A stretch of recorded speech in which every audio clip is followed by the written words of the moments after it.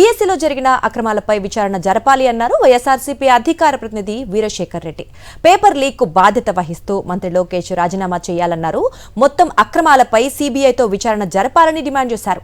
డిఎస్సీలో అర్హులైన అభ్యర్థులను దగా చేశారని, స్పోర్ట్స్ కోటా పేరుతో చేసిన మోసం అత్యంత దుర్మార్గమన్నారు వీరశేఖర్ రెడ్డి.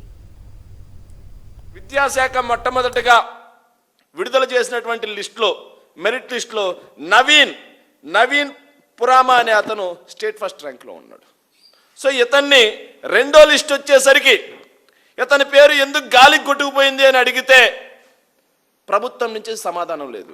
ఇక్కడ రెండో ర్యాంక్ నుంచి మాత్రమే వాళ్ళు మెరిట్ లిస్ట్ ఓపెన్ చేశారు తప్పిస్తే ఫస్ట్ ర్యాంక్లో ఉన్నటువంటి నవీన్ని ఎందుకు డేటా డిలీట్ చేశారు, నిజంగా అతను మెరిట్ లిస్ట్ అయి ఉంటే ఎందుకు అతను డేటా డిలీట్ చేశారు, ఎక్కడా పేపర్ లీక్ జరగకపోతే ఎందుకు డిలీట్ చేశారు అని అడిగితే ఏ ఒక్కరూ సమాధానం చెప్పట్లా. ఇక అతను నవీన్ అనే అతను డిఎస్సి 2025 ఏదైతే నాకు 89.74% మార్క్స్తో school assistant state first rank వచ్చింది. అదేవిధంగా జిల్లాకు సంబంధించి టీజీటీలో ఆయన జోన్ మెరిట్ లిస్ట్లో 6th ర్యాంక్ ఉంది అని చెప్పి అడిగాడు అతను. సో అయినా సరే మెరిట్ లిస్ట్లో అతని పేరు లేదు.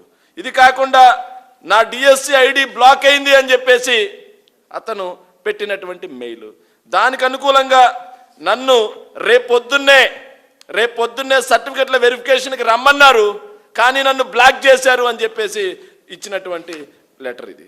ఇలా నవీన్కి సంబంధించి 1,00,000 ప్రశ్నలు ఈ ప్రభుత్వం చుట్టూ వేళ్ళు చూపిస్తుంది. ఈ ప్రభుత్వమే తప్పు చేసింది, పేపర్ లీక్ జరిగింది అనడానికి నవీన్ ఉదంతమే ఆధారంగా కనిపిస్తుంది. నవీన్ అనే వ్యక్తి ద్వారా పేపర్ లీక్ జరిగింది. ఈ పేపర్ లీక్ ద్వారా 3 లక్షల మంది పైగా అభ్యర్థులు రాసినటువంటి ఈ డిఎస్సిలో అక్రమాలు జరిగాయి. ఈ పేపర్ లీక్ వల్ల నిజమైన అర్హత కలిగినటువంటి అభ్యర్థులు ఎవరైతే ఉన్నారో వాళ్ళు నష్టపోయారు అని చెప్పేసి జెన్జీ అడుగుతుంది, వాళ్ళకు తోడుగా వైఎస్ఆర్సీపీ అడుగుతుంది. కానీ ఈ ప్రభుత్వం తరపు నుంచి ఎటువంటి సమాధానం లేదు. మరిన్ని అప్డేట్స్ కోసం ఛానల్ ను సబ్స్క్రైబ్ చేయండి. నోటిఫికేషన్స్ కోసం బెల్ ఐకాన్ పై క్లిక్ చేయండి.